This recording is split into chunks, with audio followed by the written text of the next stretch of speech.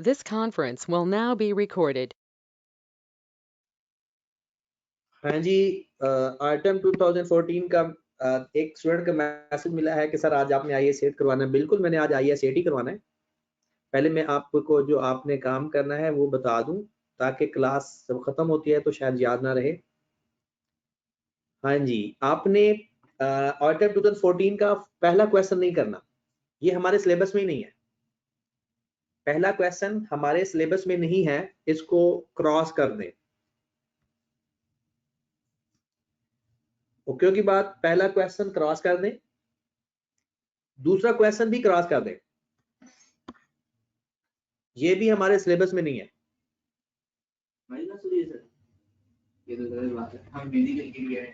उसके बाद तीसरा क्वेश्चन भी क्रॉस कर दें, ये भी हमारे सिलेबस में नहीं है।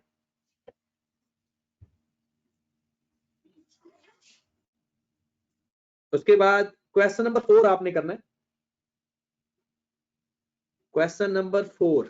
बाकी जो मैं आपको कटवा रहा हूं ये हमारे सिलेबस में नहीं है। क्वेश्चन नंबर 4 करना है आपने।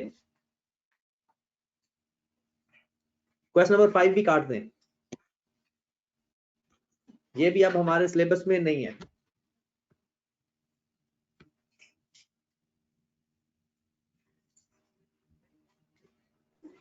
क्वेश्चन नंबर 6 करना है।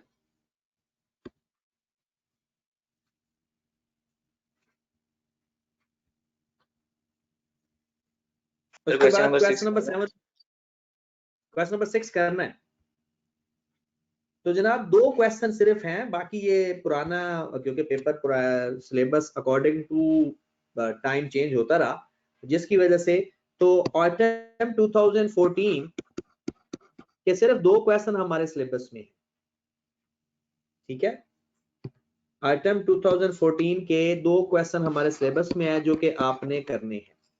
मैं दोबारा बता देता हूं, क्वेश्चन नंबर 7 नहीं करना, क्वेश्चन नंबर 6 है, एक क्वेश्चन नंबर 6 आपने करना है जो हमारे सिलेबस में है, जो कि हमने सवाल ये किए हुए हैं सारे के सारे असाइनमेंट के अंदर, और एक क्वेश्चन नंबर 4 है। ये 2 क्वेश्चन आपने करने हैं 2014 के पेपर पे। बाकी आपने 2014 का कोई क्वेश्चन नहीं करना। ओके होगी बात। नेक्स्ट देखते हैं।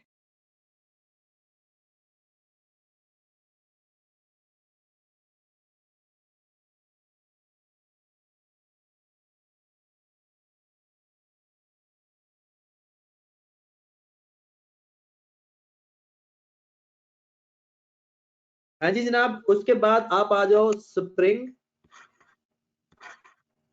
बल्कि हाँ स्प्रिंग 2015 पे।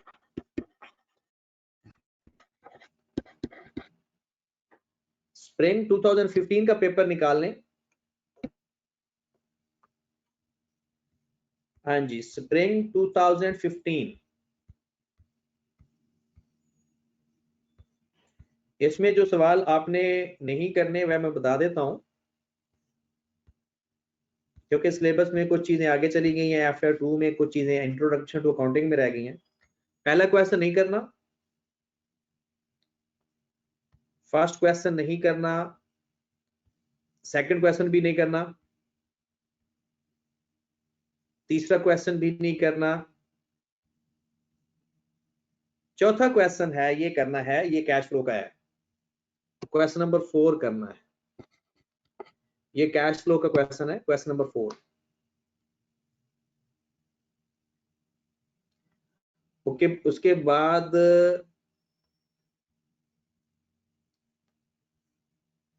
क्वेश्चन नंबर 5 भी आपने नहीं करना,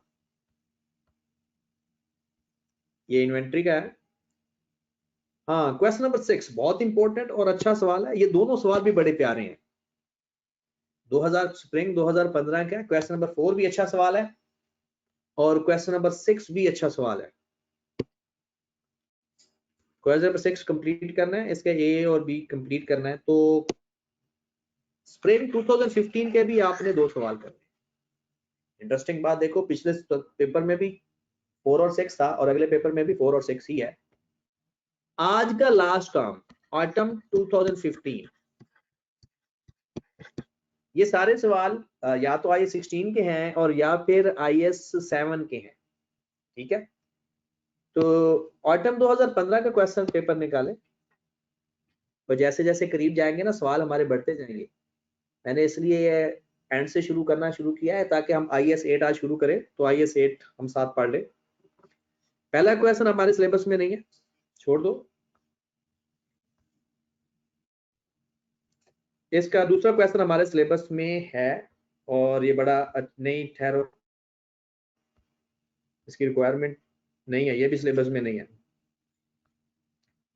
क्वेश्चन नंबर 3 का ए पार्ट सिंपल रिक्वायरमेंट है डिस्क्लोजर की। ए पार्ट इसका करना चाहो तो कर लेना, नहीं करना, बल्कि क्वेश्चन नंबर 3 हमने करना है पूरा, ये हमने किया हुआ वैसे क्लास में।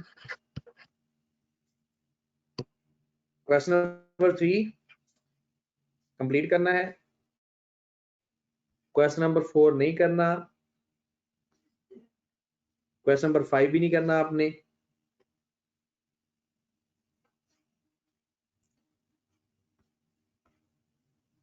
क्वेश्चन नंबर 6 भी नहीं करना, क्वेश्चन नंबर 7 भी नहीं है हमारे सिलेबस में, बस एक ही सवाल है जो आपने करना है।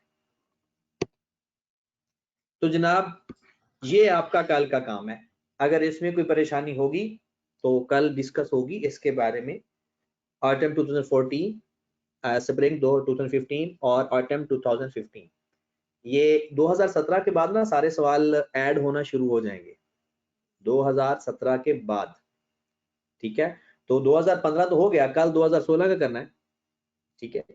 तो कुछ लोग कह रहे हैं कि कॉस्ट कम मौका, बिल्कुल सही कह रहे हो, लेकिन ये सवाल सारे जो मैंने आपको दिए हैं, ये सवाल है, सारे क्वेश्चन हमने असाइनमेंट में किए हुए हैं, तो रिवीजन टाइप सवाल हैं, तो रिवीजन करनी है बस हमने।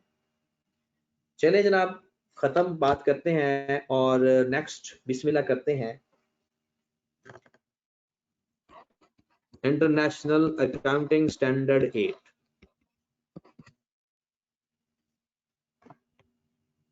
हाँ जी जनाब, इंटरनेशनल अकाउंटिंग स्टैंडर्ड 8 मतलब कि IAS 8 के अंदर 3 बातें होती हैं, या 3 बातों की डिस्कशन होती है। एक बात है जनाब अकाउंटिंग पॉलिसीज की,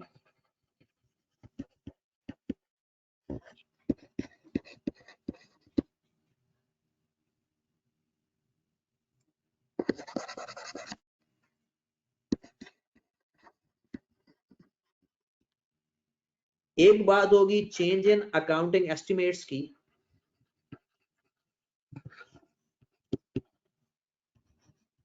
change in accounting estimates,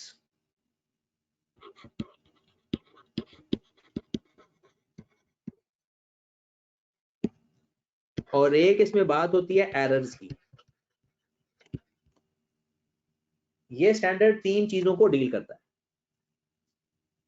accounting policies को डील करता है, अकाउंटिंग पॉलिसीज के बाद चेंज इन अकाउंटिंग एस्टिमेट्स को डील करता है, और एरर्स को डील करता है। इसमें 2 टर्म्स इस्तेमाल होती हैं, पहले उसको डिस्कस करते हैं और फिर वन बाय वन इन चीजों को डिस्कस करते हैं। तो पहले क्योंकि हमने IAS 8 के अंदर, सॉरी IAS 16 के अंदर change in accounting estimates discuss किया, तो पहले यहां से ही शुरू करेंगे, राइट। उसके बाद हम अकाउंटिंग पॉलिसीज पे आ जाएंगे और एंड पे एरर्स पे आ जाएंगे। इससे हमें क्या फायदा होना है कि परेशानी नहीं होगी हमें स्टैंडर्ड को स्टार्ट करते हुए, क्योंकि जो चीजें आपको पहले आती हैं वो आसानी से समझ लग जाएंगी। 2 जो टर्म्स इस्तेमाल होती हैं उनके नाम लिख लें। एक टर्म को हम कहते हैं प्रोस्पेक्टिवली या प्रोस्पेक्टिव इफेक्ट,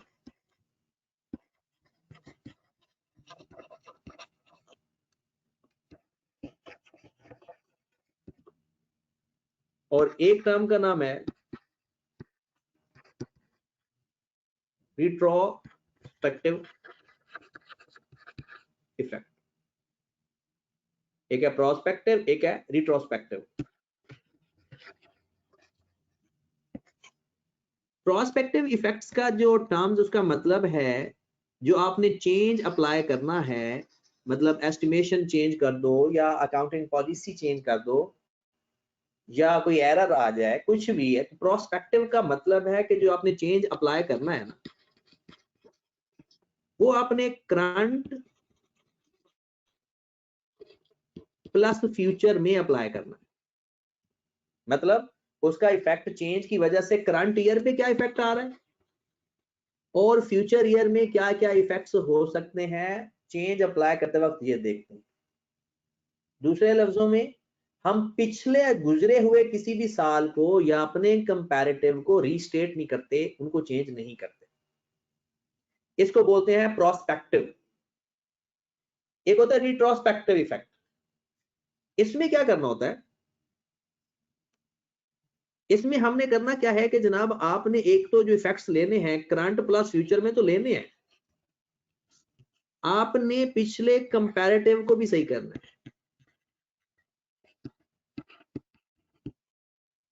यानी पिछले साल को भी रीस्टेट करना है कि अगर ये चीज पिछले सालों में होती तो उसके क्या इफेक्ट्स होते। अगर आपको याद होगा जब हमने IAS 33 EPS में पढ़ा था कि अगर पिछले साल भी ये इफेक्ट होते तो पिछले साल के शेयर के ऊपर या EPS के ऊपर क्या फर्क पड़ना था। अब इंटरेस्टिंग बात, पिछले वैसे तो कहते हैं कि पिछले तमाम सालों को सही करें, लेकिन ऐसा पॉसिबल नहीं होता। तो मिनिमम क्या होता है, पिछले 2 सालों को, मतलब अगर आज ये 2021 है तो पिछले आप 1/1/20 को भी ठीक करोगे, 31 दिसंबर 20 को भी ठीक करोगे। मतलब ये तो इस साल का ओपनिंग हो गया ना, पिछले साल का क्लोजिंग और पिछले साल की ओपनिंग आप रीस्टेट करोगे और ये आप नया न्यू पॉलिसी जो अप्लाई आपने करना है, न्यू पॉलिसी के तहत 2021 का काम करेंगे।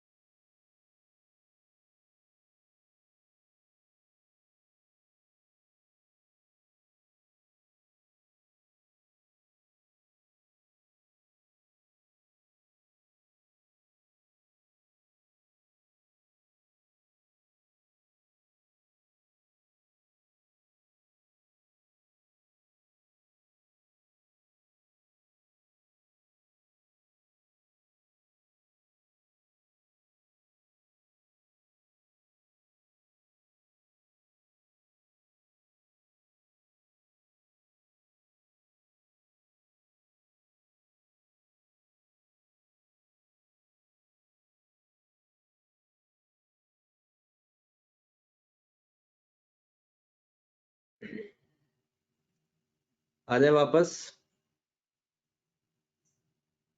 तो हम बात कर रहे थे कि इफेक्ट्स जो होते हैं कुछ प्रोस्पेक्टिव और कुछ रिट्रोस्पेक्टिव। जो प्रोस्पेक्टिव होते हैं वो करंट ईयर में आपने चेंज, कोई भी चेंज या कोई मसला हुआ है करंट ईयर प्लस फ्यूचर, और रिट्रोस्पेक्टिव का मतलब है रीस्टेट करना पिछले सालों को भी। आपने उस अपने कंपैरेटिव पिछले साल का जो बना रहे हो उसके ओपनिंग, और पॉसिबल अगर नहीं है तो फिर तो रहने देते हैं, अगर पॉसिबल है तो फिर उनके मिनिमम इन दोनों को हमने करना, अगर पॉसिबल है तो। नहीं पॉसिबल तो फिर जाहिर सी बात है मिनिमम पेपर में जो हमें सवाल आता है उसके लिए जो एक फिगर होती है इसको रीस्टेट करना बहुत जरूरी होता है, इसकी इंफॉर्मेशन कंप्लीट होती है। तो इन तीनों में हमने ये देखना है कि सबसे पहले हम स्टार्ट कर देते हैं। फैजान भाई ने बड़ा प्यारा सवाल पूछा है कि क्या फ्यूचर को रीस्टेट नहीं करना। रीस्टेट फैजान भाई उसको किया जाता है जो पहले चीज अकर हो चुकी हो।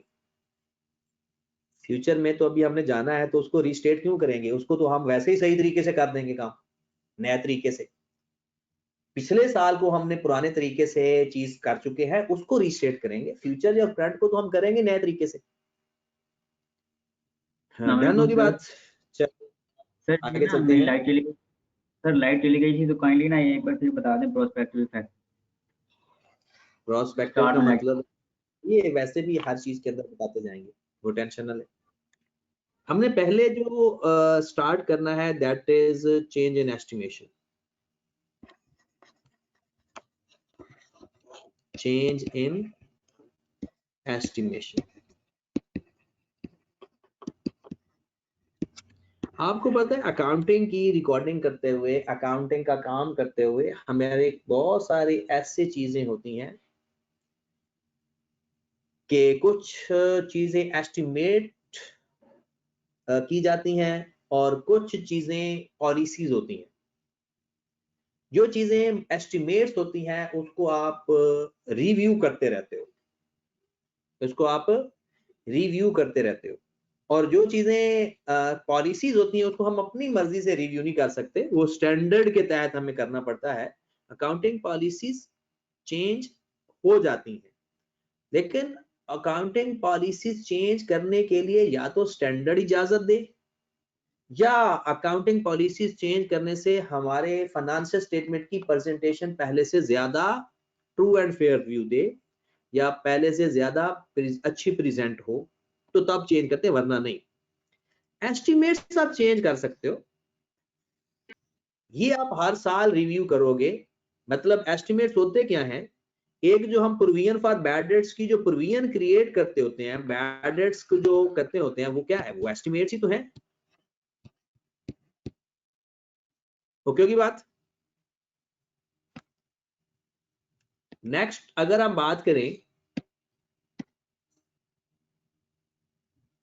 कि जब हम किसी एसेट की यूजफुल लाइफ के बारे में कब बात करते हैं, तो जिस किसी की एसेट की यूजफुल लाइफ की बात करें तो ये भी एस्टिमेट होता है। उसके बाद रेजिडुअल वैल्यू,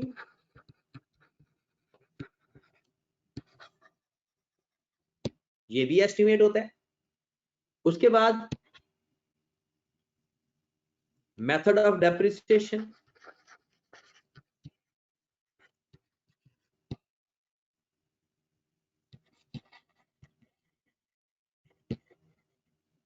तो उसके बाद प्रोविजन ऑफ वारंटी, ये अगली बातें हैं, ये आप लोग जाकर IAS 37 में पढ़ोगे। मतलब ये चीजें एस्टिमेट्स होते हैं। फेयर वैल्यू,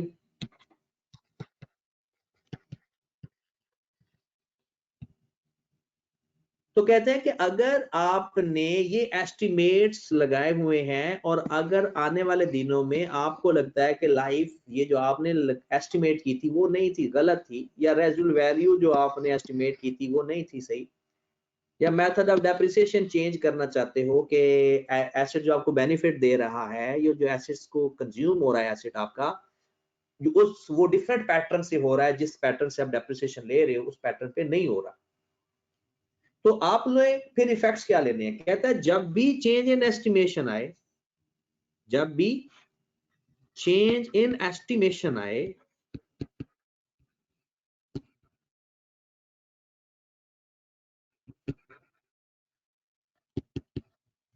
आपने करंट ईयर को चेंज करना है एंड फ्यूचर ईयर पे वो नया चेंज अप्लाई कर देंगे अगर पॉसिबल है तो। इसको बोलते हैं प्रोस्पेक्टिवली। प्रोस्पेक्टिवली का मतलब क्या, करंट ईयर को नए तरीके से लेकर चलेंगे और फ्यूचर ईयर में। और फिर वही बात मैं आपको बताऊंगा कि IS 8 के अंदर 99% वो पूरे करंट ईयर को चेंज करता है।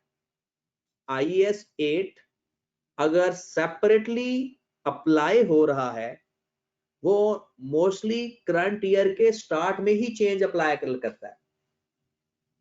ओके की बात। हाँ, अगर इसका ताल्लुक आ जाता है ना IS 36 में, तो फिर हम देखेंगे कि इंपेयरमेंट कब हो रही है, क्योंकि इसका ताल्लुक बन जाएगा ना। एक होता है लाइफ चेंज करना, लाइफ चेंज हो रही है तो IS 8 है, रेजिडुअल वैल्यू चेंज हो रही है IS 8 है, बट इंपेयरमेंट टेस्ट लग रहा है, रिवैल्यूएशन हो रही है तो वो तो और स्टैंडर्ड है। फिर इंपेयरमेंट टेस्ट लगाते हुए लाइफ कभी कभी चेंज हो जाती है कि रिमेनिंग लाइफ कुछ और होती है, रिवैल्यू करते हुए लाइफ चेंज हो जाती है, तो फिर उसके हिसाब से देखेंगे, उस स्टैंडर्ड के हिसाब से कि from the date of change ले लेंगे। नॉर्मली अगर डायरेक्ट IS 8 अप्लाई हो रहा होता है तो वो पूरे करंट ईयर के स्टार्ट में पूरा करंट ईयर भी चेंज कर देता है और फ्यूचर में भी चेंज अप्लाई कर देता है। ओके की बात। तो चेंज इन एस्टिमेशन की बातें सिर्फ इतनी है, बाकी फिर जब हम जैसे जैसे इसके क्वेश्चन करेंगे, अभी करने लगते करते हैं, जैसे जैसे इसके क्वेश्चन करेंगे वैसे वैसे डिफरेंट सिचुएशन सामने आती जाएंगी और हम इसको करते जाएंगे। ठीक होगी बात। तो कोशिश करेंगे कि आज हम दो चीजें। जी सही है। IS 16 वाला ही होगा। बिल्कुल है वही चीज, बिल्कुल वही है, लेकिन इसमें उसमें तो सिर्फ हमने जो IS 16 से रिलेटेड बातें थी वो की थी। अब हमने वो बातें भी करनी है जो अदर देन IS 16 है, जैसे प्रोविजन फॉर बैड डेट्स है, प्रोविजन फॉर वारंटी है, या fair value of assets and liabilities हैं, तो वो उसकी उनकी बात भी करने लगे हैं। तो एक सवाल करते हैं,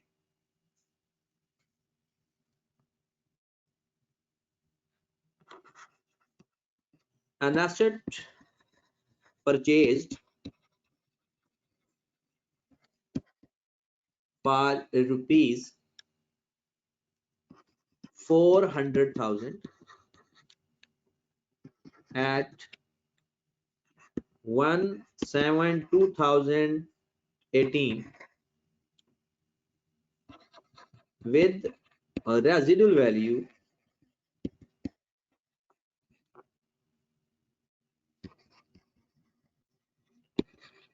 rupees 40,000 and useful life and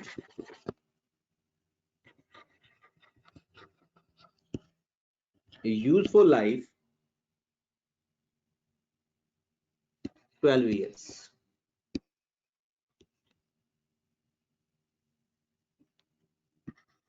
At the end of 2020, review the life and residual value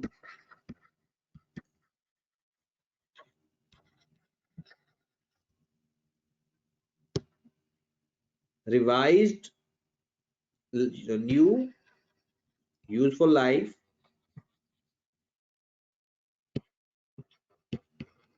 remaining, आप लिख लें न्यू की बजाय remaining useful life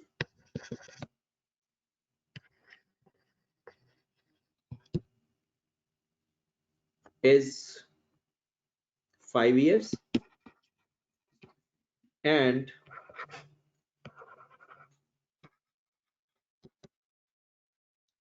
residual value is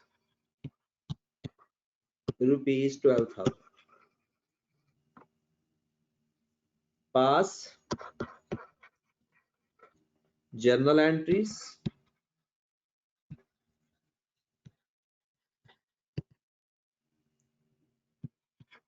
for the year ended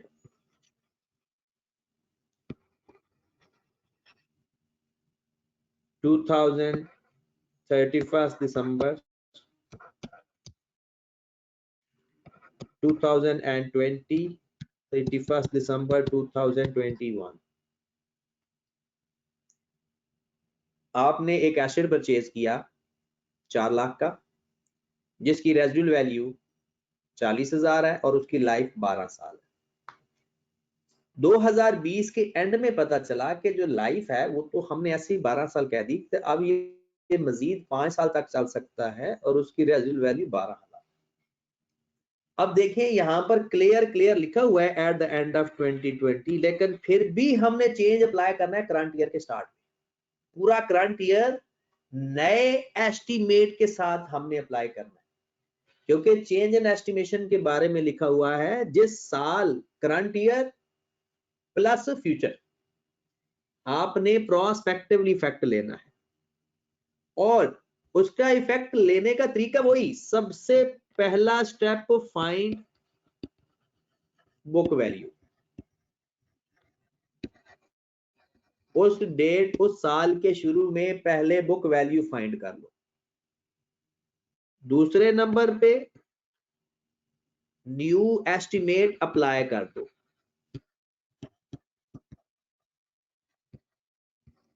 खत्म होगी बात। और जब तक आगे कोई चेंज ना आए तब तक आपने नॉर्मल तरीके से ही अपनी एंट्रीज पास कर लेनी है।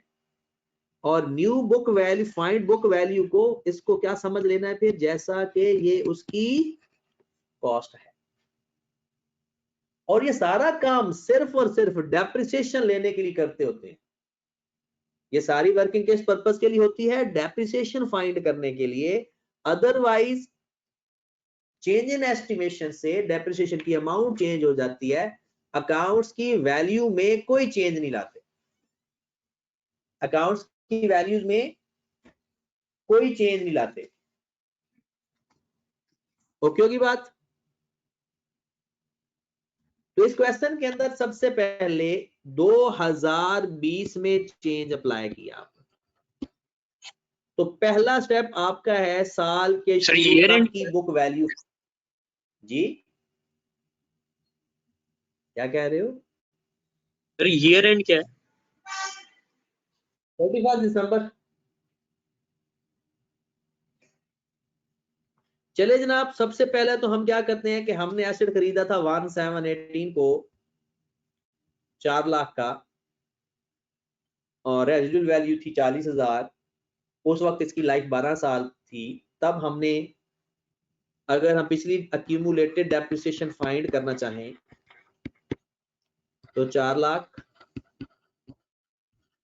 Minus 40,000 divided by 12 multiplied by, कितने साल गुजर गए हैं? 2018 के 6 महीने, 2019 का पूरा साल, 2020 में तो हम अभी आए हैं, तो कितने साल टाइम हो गया? 1.5। जी जनाब, डेप्रिसिएशन कितनी आ गई? 45,000। 4 लाख में से 40,000 माइनस करना है, फिर उसको 12 पे डिवाइड करना है, तो 1.5 साल इस्तेमाल हो चुका है। तो फर्स्ट स्टेप हमने जो करना है वो बुक वैल्यू फाइंड करनी है। 4 लाख में से 45,000 माइनस करना। पहला स्टेप क्या है हमारा? बुक वैल्यू फाइंड करनी है। तो 4 लाख में से 45,000 अगर आप माइनस कर दोगे तो 355,000 हमारे पास आ गया। अब इस बुक वैल्यू को समझो कॉस्ट और नए एस्टिमेट अप्लाई कर दो 2020 में और फ्यूचर ईयर में। जब तक दोबारा कोई चेंज अप्लाई नहीं होगा तब तक तो हमारा सवाल नॉर्मल तरीके से करो। सर ये तो क्या सर ये काइंडली 1.5 वाला बता दें, आपकी आवाज चली गई। तो आपने सवाल लिखा हुआ है ना, तो फिर तो ये पूछने की जरूरत नहीं है, क्योंकि ये हम करते हैं IAS 16 का एक कॉन्सेप्ट कर रहे हैं जो उसमें हमने पढ़ा था कि जितनी लाइफ वो गुजर भी गई आधा है, लिखा मैंने है उसकी सर, बीच में नेट हो जा रहा है। 1.5 मैंने लाइफ जो गुजर चुकी है ना उसको 1.5 से मल्टीप्लाई किया है ताकि एक्यूमुलेटेड डेप्रिसिएशन आ जाए। मतलब 2018 में हमने एसेट खरीदा था तो 6 महीने और फिर 2019 का 1 साल, 2020 के शुरू में ही हमने चेंज अप्लाई कर देना है। चले जनाब, अब हमारे पास 2020 की डेप्रिसिएशन आने लगी है। हमने डेप्रिसिएशन के फार्मूले में जो बुक वैल्यू है उसको कॉस्ट समझना है। पहले माइनस नई रेजिडुअल वैल्यू डिवाइडेड बाय, अगर लाइफ चेंज हुई है तो न्यू लाइफ, और अगर लाइफ चेंज नहीं हुई तो रिमेनिंग लाइफ। और अब उसने खुद कह दिया कि रिमेनिंग उसकी लाइफ 5 साल। तो 355 माइनस 12,000 डिवाइडेड बाय 5, 68,600 पे 2020 की और 2021 की भी यही डेप्रिसिएशन आएगी, क्योंकि मेथड स्ट्रेट लाइन लग रहा है।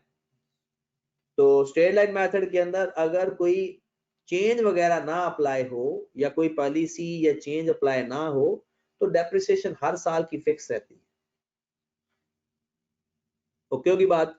तो एंट्री अगर दोबारा बता दो। क्या चीज बतानी है सर ये शुरू से बता दें, आपकी आवाज बहुत कट रही है। ये आवाज कट रही है और तो किसी जगह से इशू नहीं आ रहा। बाकी लोग बताएं, कंफर्म करें कि आवाज का मसला सबको है या चंद लोगों को? हमारी तरफ क्लियर आ रही है आवाज। सर जी डन है सर, आपकी आवाज बिल्कुल ठीक है सर, ऑल डन। सर, इनका नेट का मसला है। तो फिर ऐसा है कि हाँ, तो वो अपनी लोकेशन या कोई इस तरह से चेंज करें ताकि उनको आवाज का मसला ना आए। ठीक है, अच्छा, तो 2020 में भी हम ये एंट्री पास करेंगे, डेप्रिसिएशन टू अक्यूमुलेटेड डेप्रिसिएशन।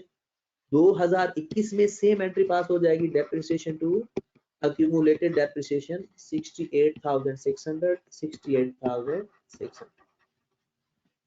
दोबारा सुन लीजिए, मैं ओवरव्यू आपको मैं समराइज कर देखें। चेंज इन एस्टिमेशन में सबसे पहले तो पहले ये आपने डिसाइड करना है कि क्या ये चेंज इन एस्टिमेशन है भी सही या नहीं। सबसे पहला काम, कभी कभी ऐसा लगता है कि चेंज इन अकाउंटिंग पॉलिसी होता है, हम समझ लेते हैं चेंज इन एस्टिमेशन है। तो ये कुछ चीजें ऐसी हैं कि जो स्टैंडर्ड में लिखी हुई हैं कि ये चेंज इन एस्टिमेशन होगा अगर इनमें से कोई चेंज आएगा। तो बैड डेट्स हैं, यूजफुल लाइफ चेंज करो, रेजिडुअल वैल्यू चेंज करो, मेथड ऑफ डेप्रिसिएशन चेंज हो, प्रोविजन फॉर वारंटी चेंज हो, फेयर वैल्यू ऑफ एसेट्स या लायबिलिटीज चेंज हो, तो ये सारे कहलाते हैं चेंज इन एस्टिमेशन। इसके अलावा भी हो सकते हैं लेकिन जो मेन मशहूर है वो यही है। उसके बाद चेंज इन एस्टिमेशन के बाद जो अगली बात आती है कि हमने इसको इफेक्ट कैसे लेना है। चेंज इन एस्टिमेशन का इफेक्ट हमने लेना होता है प्रोस्पेक्टिवली। इसका मतलब क्या होता है कि आपने करंट ईयर को चेंज करना है, करंट ईयर में चेंज लेना है और फ्यूचर में लेना है, पिछले सालों को नहीं देखना। ओके होगी बात? फिर हमने कहा कि चेंज अप्लाई कैसे करते हैं। जिस साल में चेंज किया आपने, एस्टिमेट्स अपने चेंज किए, उस साल आप साल के स्टार्ट में, एट द स्टार्ट, आपने बुक वैल्यू उस एसेट की फाइंड कर लेनी। बुक वैल्यू फाइंड करने के बाद आपने उसको समझ लेना है कॉस्ट, और कॉस्ट के ऊपर रेजिडुअल वैल्यू चेंज की है तो नई रेजिडुअल वैल्यू, नई चेंज की तो वही पुरानी रेजिडुअल वैल्यू। ओके, डिवाइड कर देंगे, अगर लाइफ चेंज करके बताई है तो न्यू लाइफ, नहीं तो रिमेनिंग लाइफ। ये सिर्फ और सिर्फ चेंज इन एस्टिमेशन का इफेक्ट आता है डेप्रिसिएशन की अमाउंट के ऊपर। जर्नल एंट्री या लेजर में इसके कोई इफेक्ट्स नहीं आते।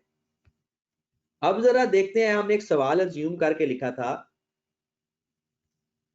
अस्सलाम वालेकुम सर। जी वालेकुम सलाम। सर अगर रिपेयर की वजह से लाइफ चेंज हो जाए तो वो फिर कॉस्ट में बुक वैल्यू में ऐड करेंगे रिपेयर?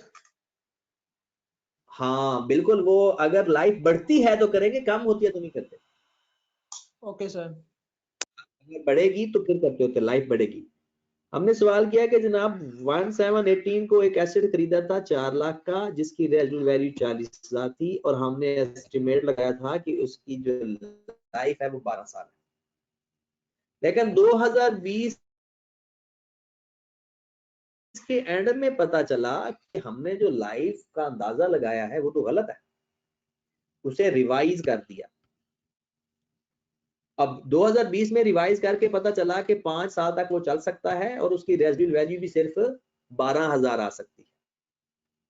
हमने क्या किया कि हमने 2020 के एंड पे उसने रिवाइज किया, इसका मतलब है उसने अभी तक डेप्रिसिएशन नहीं ली। तो हम क्या करेंगे, 2020 के शुरू में 1/120 को उसकी पहले बुक वैल्यू फाइंड करेंगे, बुक वैल्यू फाइंड करके चेंज अप्लाई कर देंगे। अब बुक वैल्यू फाइंड करने के लिए एसेट था 4 लाख का, 40,000 थी रेजिडुअल वैल्यू, 12 साल लाइफ थी, और 2020 से पहले वो 1.5 ईयर इस्तेमाल हो चुका था। तो हमने जितना इस्तेमाल हो गया था उसकी डेप्रिसिएशन ले, बुक वैल्यू के लिए कॉस्ट माइनस अक्यूमुलेटेड डेप्रिसिएशन किया तो 355,000 बुक वैल्यू आ गई। अब मैंने क्या कहा है, अब इस बुक वैल्यू क्या समझ लेना है कि जैसे ये अब कॉस्ट है, और कॉस्ट में नई रेजिडुअल वैल्यू माइनस कर दी और नई लाइफ पे डिवाइड कर दी। ये हमारे पास 2020 की डेप्रिसिएशन आ गई। अब फर्दर यही डेप्रिसिएशन चलती रहेगी अनटिल कोई और रिवीजन ना करे, कोई और रिव्यू ना करे। जी पूछे, क्या पूछना चाह रहे हो? सर ये 15 की समझ नहीं आई, कैसे आया? कोई हाल नहीं, ये 15 नहीं 1.5 है। ये 2018 सर के 6 इसीलिए महीने तो और 2000। अच्छा, सिर्फ ये कंफ्यूजन थी और हमने पूरी स्टोरी दोबारा सुना दी? जी सर। बता देते सर। ओके जी। जी सर ये सर जब हम ISF 3 में पढ़ रहे थे ना, तो आपने कहा था कि अगर उसने डेट ना बताई हो कि किस दिन हमने चेंज किया तो फिर हम एट द स्टार्ट लेंगे, और अगर उसने बता दिया ना कि चेंज इस, तो फिर हम उस डेट से उस डेट तक लेंगे। तो सर अभी आपने कहा कि इसका हम यानी कि प्रोस्पेक्टिव तक लेते हैं, तो इसको उसको कहीं से रिलेट कर दें। मैंने, मुझे बात आपकी समझ लगी है। मैंने आप बाद में ये भी अर्ज किया था कि अगर ये क्वेश्चन हो ना IAS 8 का, IAS 8 हमें कहता है, IAS 8 हमें कहता है करंट ईयर। क्या वर्ड इस्तेमाल करता है? Current year. और इसमें भी उसने एट द एंड उसने ये नहीं कहा, उसने कहा कि एट द एंड उसने रिव्यू किया है, तो पता चला कि ये लाइफ है, तो पूरा करंट ईयर हम नए तरीके से चलेंगे। ठीक है, अगर कोई डेट एग्जैक्ट बता दी जाए तब हम वो डेट को कंसीडर कर सकते हैं, ये नहीं कि कोई रिस्ट्रिक्शन है, कर सकते हैं। लेकिन नॉर्मली जितने भी सवाल आप ICAP में देखोगे तो 90% सवालों के अंदर उसने करंट ईयर को चेंज किया होता है। 90% क्वेश्चन के अंदर 10% इक्का दुक्का सिचुएशन है, जैसे हमने एक रीवैल्यू का सवाल किया जो कि आपके मैंने अभी टेस्ट में भी दिया कल के लिए, उसमें उसने at the end of the year को ही कंसीडर किया है और उसके आगे गए हैं। ठीक है, तो अगर ये क्लियर ना बताया हो तो ज्यादा प्रेफर करते हैं करंट ईयर के स्टार्ट में चेंज अप्लाई कर देते हैं। चलिए जनाब, एक और छोटा सा सवाल देखते हैं चेंज इन एस्टिमेशन का, और उसके बाद फिर हम नमाज के बाद हम पढ़ेंगे इंशाल्लाह चेंज इन अकाउंटिंग पॉलिसीज पढ़ लेंगे, और फिर कल एरर का मसला हल हो जाएगा। कल तो क्योंकि हमने बाकी सवालों को भी डिस्कस करना है तो कल टाइम थोड़ा होगा, आज फुल टाइम है, तो इसलिए हम कर लेते हैं आज चेंज इन अकाउंटिंग पॉलिसीज नमाज के बाद। ठीक है, चलें जनाब, एक सवाल छोटा सा आपको बताता हूं कि कहते हैं कि जनाब आपके पास कॉस्ट है 500,000, accumulated depreciation है 140,000, रेट ऑफ और डेट भी लिख लेते हैं, ये सारा किस दिन का मसला है, 1/1/2019, इस डेट को ये बैलेंसेस अवेलेबल है। रेट ऑफ डेप्रिसिएशन है 10% WDV। अब वो कहता है कि review the use of assets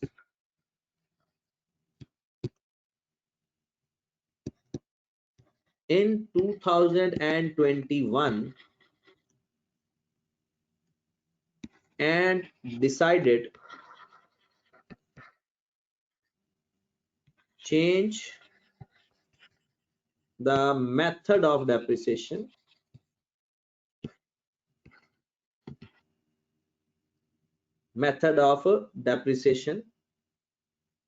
from WDV to straight line.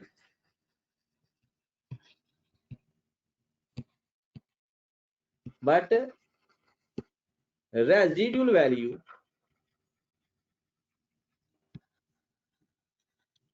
remain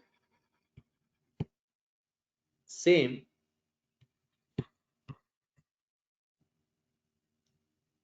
which was rupees 25,000. Remaining life is 6 years. जी जनाब, आपने मुझे 2021 के अंदर फाइंड क्या करके देना है, find book value and depreciation for 2021। 2 minute का टाइम है आपके पास। आपने 2021 की डेप्रिसिएशन भी बताएं फाइंड करके, और एसेट की बुक वैल्यू कितनी होगी वो भी बताएं।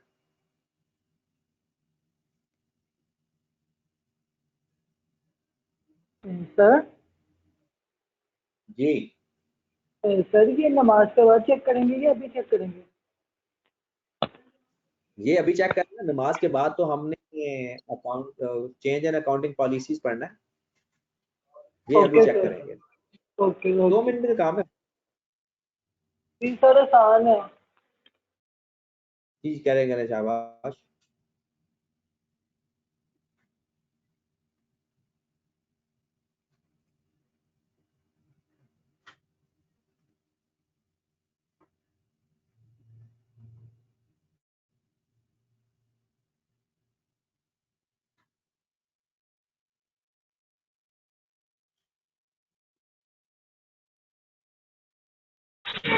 सर ये जो कॉस्ट और एक्यूमुलेटेड डेप्रिसिएशन है, ये कौन कौन से सालों की है?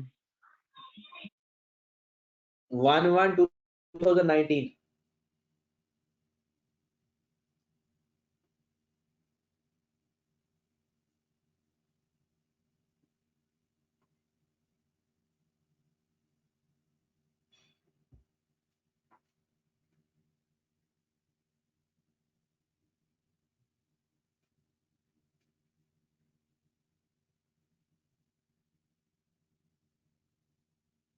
ये जो चीजें पूछी हैं ये आपको एक्सट्रैक्ट में काम आएंगी। अच्छी बात है, आपको पता है कि एक्सट्रैक्ट अगर एसओएफटी का एक्सट्रैक्ट बनाया तो वहां बुक वैल्यू चाहिए होती है, और अगर profit and loss account extract बनाया तो वहां पर डेप्रिसिएशन चाहिए होती है। तो ये सवाल बंदे को आता होता है लेकिन प्रेजेंट करना नहीं आ रहा होता, तो इस वजह से परेशानी हो सकती है।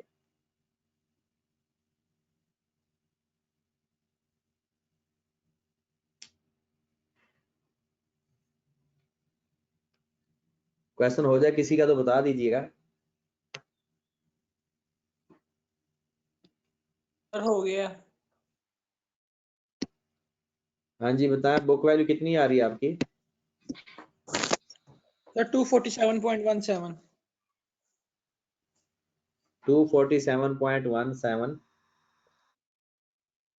और डेप्रिसिएशन फॉर द ईयर कितनी है? 44.43। तो तकरीबन सबका ही सेम सर आंसर आ रहा है। हो गया। चलें जनाब, देख लेते हैं इसका आंसर, चेक कर लेते हैं,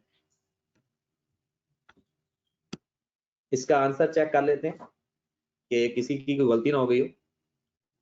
देखें, सबसे पहले तो चेंज अप्लाई किया है 2021 में, ओके, और आपको डाटा गिवन है 2019 का। इसका मतलब है मजीद 1 साल की डेप्रिसिएशन पुराने तरीके से आएगी, और पुरानी डेप्रिसिएशन है WDV मेथड। तो अगर मैं बात करूं 2019 में 2020 की, तो 2020 के अंदर हमारे पास जो डेप्रिसिएशन आएगी 5 लाख में से हम माइनस करेंगे उसकी एक्यूमुलेटेड डेप्रिसिएशन 1,40,000, 31 दिसंबर 2019 की बात करें तो 1,40,000 माइनस करेंगे, बल्कि हम अपने तरीके से लेकर लिखते हैं इसको। और ये जो बैलेंस दिया हुआ है ये तो कौन सी हमारे डेट का? 1119 का बताया तो हुआ। हाँ जी, तो ये कितनी अमाउंट आ जाएगी? 360,000। तो इसका 10% लेंगे तो हमारे पास आ जाएगा 36,000।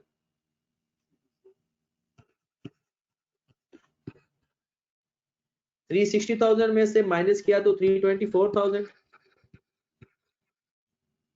तो 31 दिसंबर 20 को फिर पुराने तरीके से ही डेप्रिसिएशन लेंगे 32,400,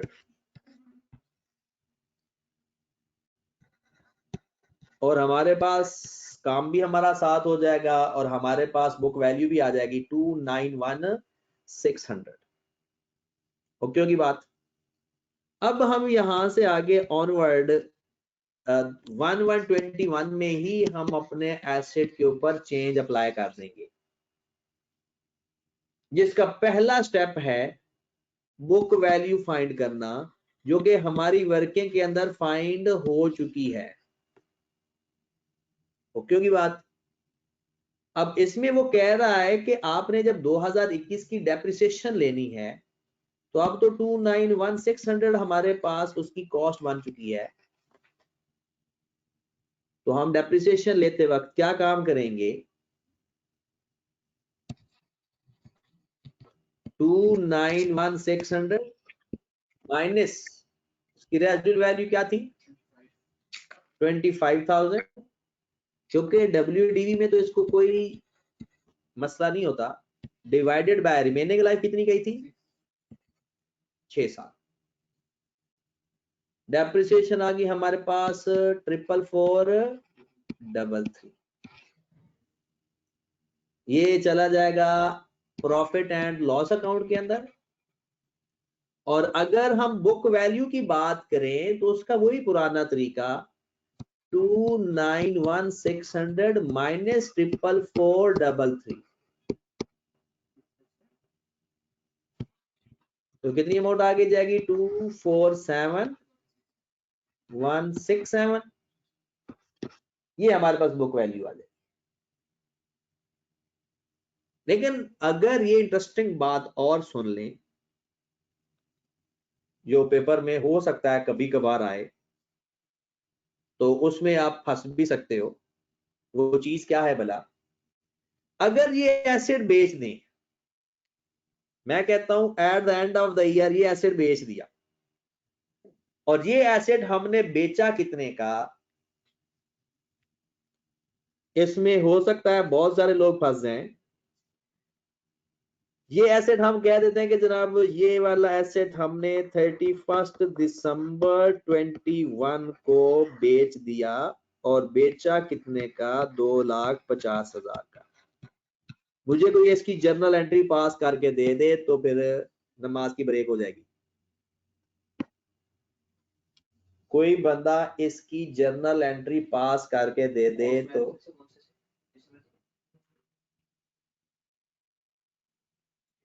कॉस्ट मेथड से एंट्री पास कर दें, तब सही अंडरस्टैंडिंग का पता चलेगा, क्योंकि बुक वैल्यू का तो बहुत आसान सा काम है।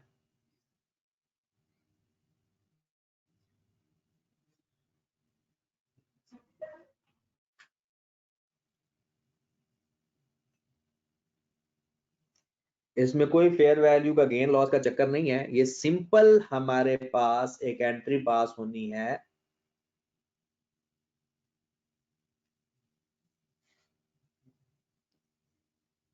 और फिर मैं आपको इसका दूसरा हल भी बताऊंगा।